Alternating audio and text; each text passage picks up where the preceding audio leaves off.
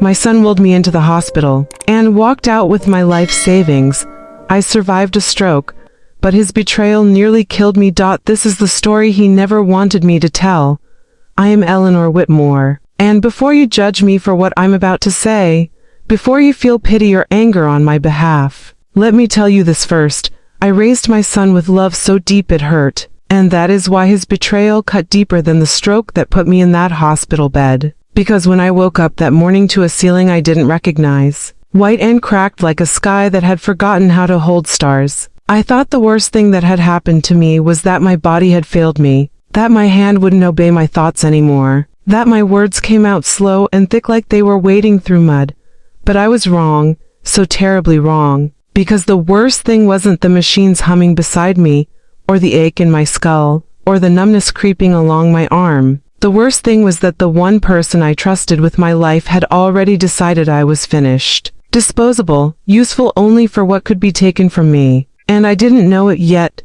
Not then, not while I was lying there with tubes in my arm and fear in my chest, replaying the last clear memory before everything went dark, sitting on my porch with a mug of chamomile tea, the late afternoon sun warming my knees, when suddenly my fingers began to tremble like they no longer belonged to me, when the cup slipped and shattered against the floorboards, when my mouth felt crooked and my words wouldn't come out right, and I remember forcing myself to dial my son's number with shaking hands, remember hearing his voice, calm, almost annoyed, telling me not to panic, telling me he'd be right there, telling me everything was going to be fine. And when he arrived, he didn't look scared, not really. Just focused, efficient, like a man already calculating steps ahead. He wrapped my arm around his shoulder, guided me into the car, carried my purse for me, my purse, with my cards, my documents, my entire life inside, and told me to rest. Told me he'd handle everything,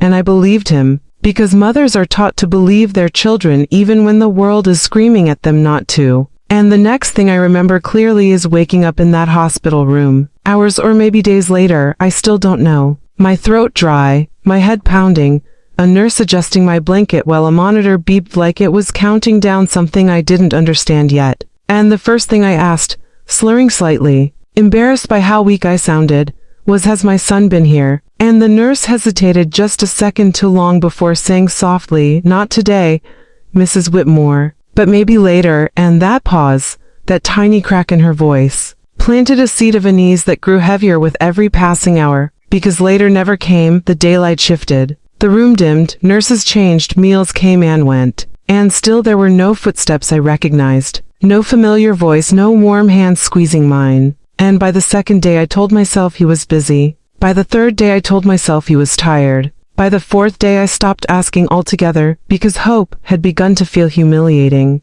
like begging someone to remember you exist. And on the fifth day, when a woman from discharge planning came in holding a clipboard and asked me who would be picking me up, I lied without thinking, said my son was on his way, because the truth, that no one was coming, felt too shameful to say out loud. And I signed my discharge papers with a hand that still shook, called a cab with the other, grateful I'd hidden a folded bill behind my ID months earlier for emergencies, never imagining the emergency would be my own child. And the ride home was silent, the driver respectful enough not to fill the air with small talk while my thoughts screamed. And when I arrived at my house, the porch light was off, my plants wilted, mail overflowing like no one had cared whether I lived or died. And inside, the silence wasn't peaceful. It was accusatory, like the walls themselves were asking why I'd trusted so blindly. And as I shuffled into my kitchen, still unsteady, still dizzy, I nearly slipped on an envelope on the floor.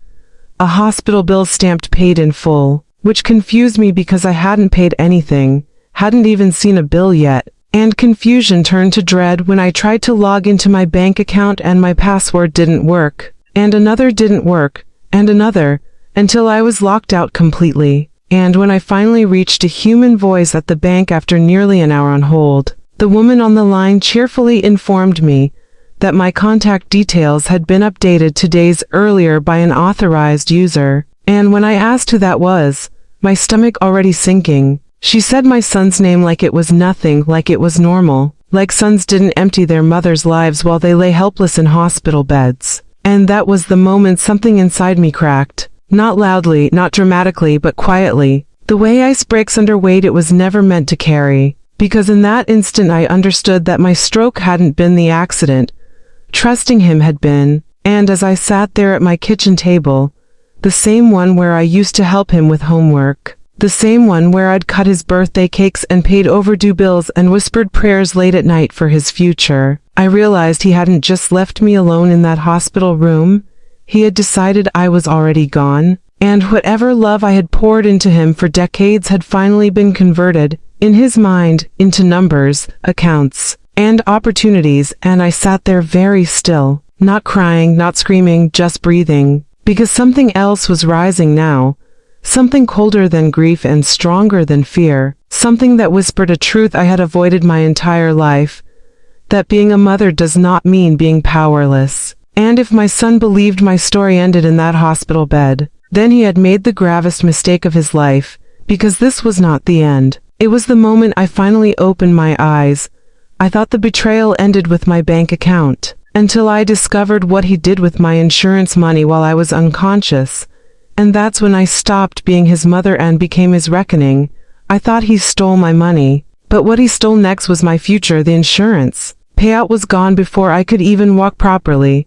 That's when grief turned into something far more dangerous. I didn't scream when I learned about the insurance money. And that's the part people don't understand. Because when the woman from the insurance company said the words "your recovery benefit has already been processed" in that calm, cheerful tone, as if she were congratulating me, I simply closed my eyes and felt a strange stillness wash over me, the kind that comes right before a storm, because I knew, before she even finished her sentence, that the money was gone, that whatever I had believed about limits, about how far a child would go, had just been proven laughably naive. And when I asked her where the funds had been deposited, my voice steady despite my heart hammering, she read out an account number I didn't recognize, followed by the name of a company I had never heard of.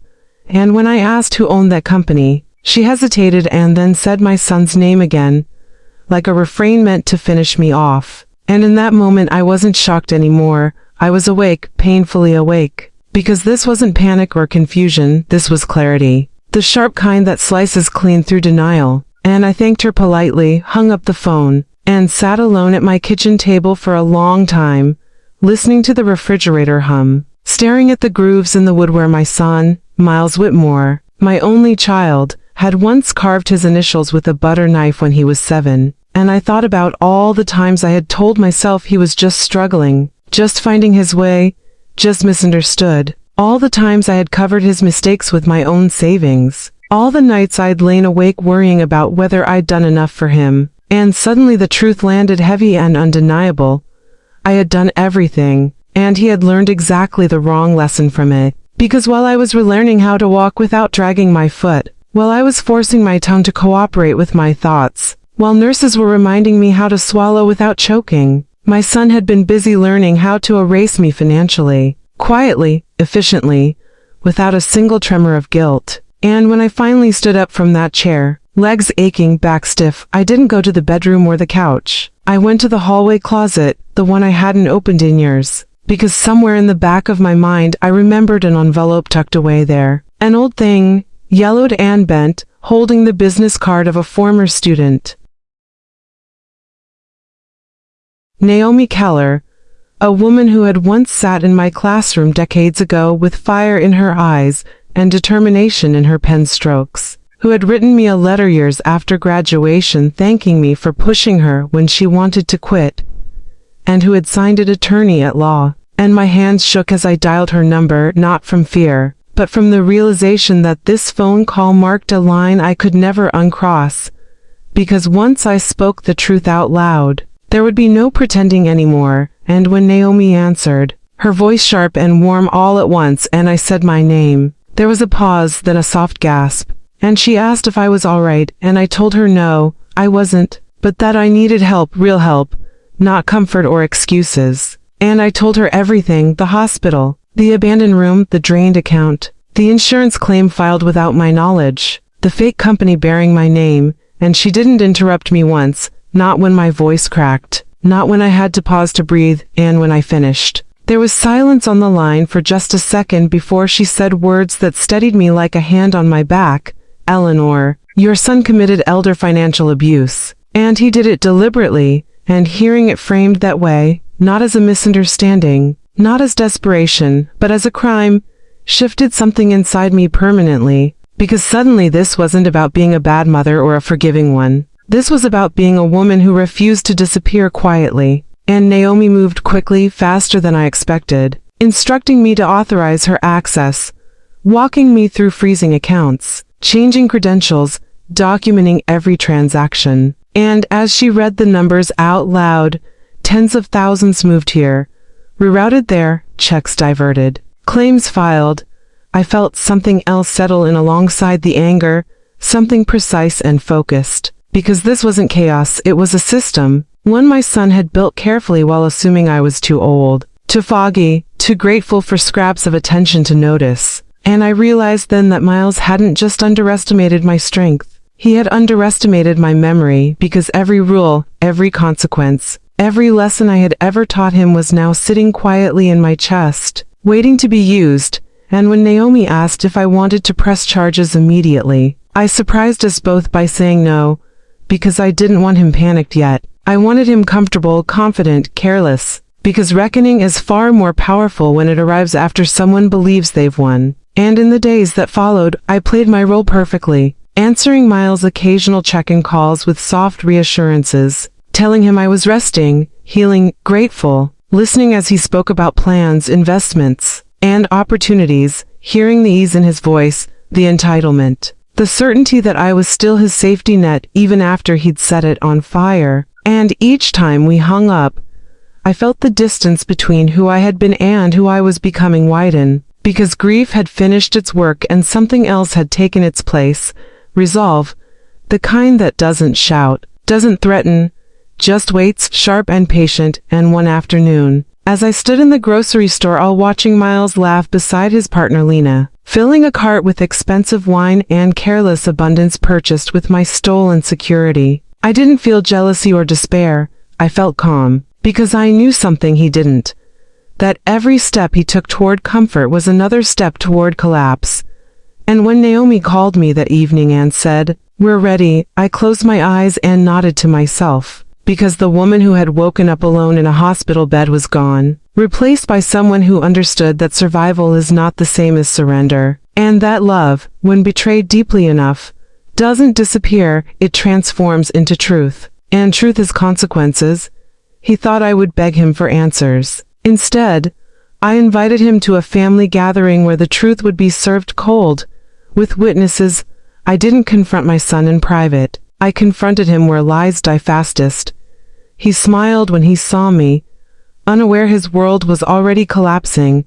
That smile still haunts me. By the time I agreed to attend the family cookout, my hands had stopped shaking entirely, and that frightened me more than the stroke ever did, because fear at least feels human. But calm, real calm, means a decision has already been made. And when Miles texted me that Saturday morning asking if I was feeling strong enough to come by, I could almost hear the relief behind his words. The satisfaction of a son convinced his mother was still pliable, still grateful, still unaware, and I replied the way he expected, with gentleness wrapped around false reassurance, telling him I'd love to see everyone, telling him not to worry about me, telling him I'd bring dessert. And when I slipped the manila envelope Naomi had prepared into my handbag beside the lemon pie I baked at dawn, I felt like I was carrying two versions of myself, the woman who had nurtured him, and the woman who was about to hold him accountable, not been invited to for years. I stood for a moment on the sidewalk and watched my son through the open gate,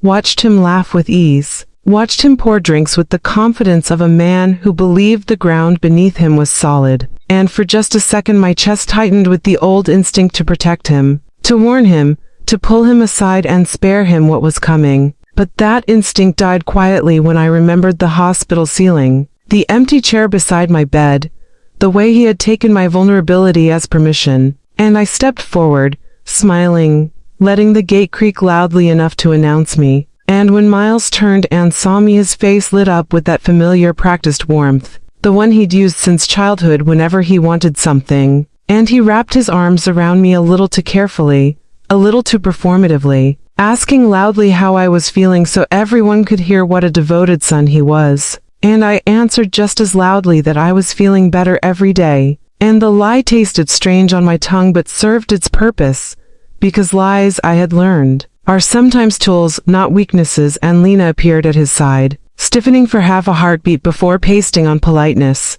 thanking me for coming, complimenting the pie, leading me toward the table where relatives and neighbors sat chatting. And as I moved through that space, I felt eyes on me, curious, sympathetic, unaware that they were about to witness something none of us would forget.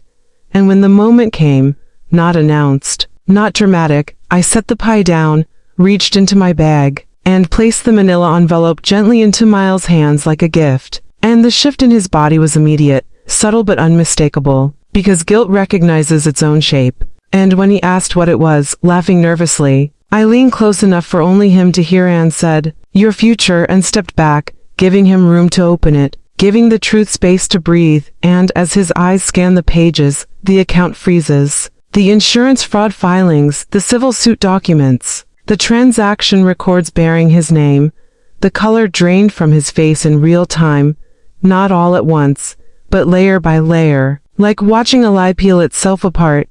And Lena leaned over his shoulder, her smile faltering as comprehension struck, and she whispered something sharp, something furious, and Miles' mouth opened and closed without sound, his world suddenly too small to contain his excuses. And I watched him then, really watched him, the way a teacher watches a student realize they cannot talk their way out of failing. And I felt no joy, no triumph, only a quiet finality, because this was not revenge, it was consequence. And when I spoke again, my voice was steady enough to carry across the yard, calm enough to draw attention without raising suspicion. And I said that I hoped everyone enjoyed the afternoon, that I was proud of my son for building something, a phrase that made his hands tremble, and that I would see him very soon in a more formal setting. And then I turned and walked away without waiting for reaction, because the truth had already done its work. And behind me the music faltered, the laughter thinned, and the illusion Miles had built with my stolen security collapsed under its own weight. And as I drove home, hands steady on the wheel, heart pounding not with fear but with release, I understood something profound, that love does not mean shielding someone from the damage they cause, and that the most powerful sentence a mother can say is not "I forgive you," but "I will not protect you from what you've done." What happened after that cookout didn't stay private. The court, the charges, and the sentence would strip my son of everything he thought he owned. The courtroom was quiet, but my son was already losing everything, he thought. Jail was the worst outcome. I chose something far more lasting that day. I stopped being afraid of him forever. The courthouse smelled like old paper and cold air, and as I walked through its doors leaning lightly on my cane, I realized how strange it was that the place where my life had almost been erased was also where it was being returned to me piece by piece. Because Miles sat 3 rows ahead of me, shoulders hunched, hands clasped tightly like prayer might undo paperwork. And for the first time since I'd given birth to him, he looked small, not because he was afraid of punishment, but because he had finally been seen. And when the judge began reading the charges, elder financial exploitation, identity theft, insurance fraud, each word landed with a weight Miles had never felt before, because this wasn't a private family matter anymore. It was public truth, documented, stamped, undeniable. And when Naomi stood to present the evidence, her voice calm and precise, laying out the timeline of my stroke, the account changes, the forged signatures, the shell company built in my name, I watched Miles' face carefully, waiting for remorse, for shame, for something human. But all I saw was panic, the fear of losing comfort, not the grief of betraying a mother. And when the judge asked if he had anything to say, Miles spoke about stress, about pressure, about not meaning for it to go this far. And I almost laughed, because that was always his pattern, to act as though harm was an accident rather than a choice repeated daily. And when it was my turn to speak, I stood slowly, every eye in the room on me, and I told them about waking up alone in a hospital bed, about the empty chair beside me, about discovering that while I was relearning how to speak clearly, my son was learning how to steal efficiently, and I did not raise my voice or cry. because pain explained calmly is far more terrifying than anger, and when I finished, the judge nodded once and delivered the ruling: full restitution, wage garnishment, frozen accounts, a decade of enforced repayment, and I felt something loosen in my chest, not because Miles was punished, but because the world had finally agreed with me that what happened mattered. And afterward in the hallway, Miles approached me with red eyes and trembling lips, telling me Lena had left, telling me he couldn't find work, telling me his life was falling apart, and I listened without interrupting, then said quietly that consequences feel unbearable when you've never had them before, and that the woman who raised him would always love him, but the woman he betrayed would never shield him again. And I walked past him without looking back, because closure doesn't come from forgiveness. It comes from boundaries that hold. Years later, the money came back, but something else came with it: peace, purpose, and a legacy my son could never steal. The money came back, but I was no longer the same woman. Justice didn't heal me. Purpose did. This is how my story truly ended. The first restitution payment arrived on a quiet Tuesday morning, deposited automatically into my account with no ceremony and no apology attached. Just a number on a screen that represented months of stolen security being drip-fed back into my life. And I stared at it for a long time before closing my laptop, not because I needed to savor it, but because I needed to understand what it meant. Because that money did not feel like victory or revenge or even relief. It felt like proof that I had not imagined my betrayal, proof that my pain had weight in the world, proof that a woman does not expire simply because others decide she is convenient to forget. And in the weeks that followed, as more payments arrived and my account slowly stabilized, I noticed something else changing too, something quieter but far more important. I slept through the night again. I walked through my home without feeling watched by ghosts of what I'd lost. I stopped flinching every time my phone rang, because the fear of being taken from was gone, replaced by the knowledge that I could protect myself, and with Naomi's help. I did something I never would have imagined before the stroke. I created a small legal support fund for elderly women facing financial abuse, not as a grand public gesture, but as a practical response to a pain I now recognized in others. And the first meeting was held in the basement of the community center with folding chairs and weak coffee, where women with shaking hands told stories that sounded painfully familiar. Daughters who helped too much, grandsons who borrowed without asking, sons who controlled accounts under the guise of care. And as I listened, I realized my son had not been an exception. He had been a symptom of a larger sickness, the belief that age erases authority. And months later, when I saw Miles again at the pharmacy, thinner, quieter, eyes avoiding mine, I felt nothing sharp at all. No anger, no grief, no need for acknowledgement. Just a distant recognition that we had crossed into separate lives. And when his letter arrived weeks after that, telling me he was working, that he was paying what he owed, that he did not ask for forgiveness but wanted me to know he understood now, I placed it carefully into a drawer with the court documents, not as a wound, but as a record. Because history matters when you want to avoid repeating it. And on the evening of my 74th birthday, sitting on my porch wrapped in a light cardigan, watching the sky soften into dusk, I understood something I wish someone had told me decades earlier. That motherhood is not measured by how much you sacrifice, but by how much you are willing to survive, and that loving someone does not mean allowing them to destroy you. And if you are listening to me now wondering whether it is too late to speak up, too late to draw a line, too late to choose yourself, let me say this clearly. As a woman who was wheeled into a hospital and written off by her own blood, your story does not end when someone betrays you. It begins the moment you decide not to disappear quietly. I didn't lose a son. I found my voice. If you stayed with me until the end, thank you for holding my story with care. Because stories like mine don't survive without listeners willing to feel uncomfortable truth. And if something in my words reminded you of your own life, your own silence, or someone you love, I hope you understand this. You are not weak for trusting, and you are not wrong for loving deeply, but you deserve safety, dignity, and respect at every age. And if this story moved you even a little, please share it with someone who might need courage today. Leave a comment telling me where you're listening from so I know I wasn't alone in telling it. And remember this as you go on with your life. No matter how old you are, no matter how invisible you've been made to feel, your voice still matters, and it is never too late to use it.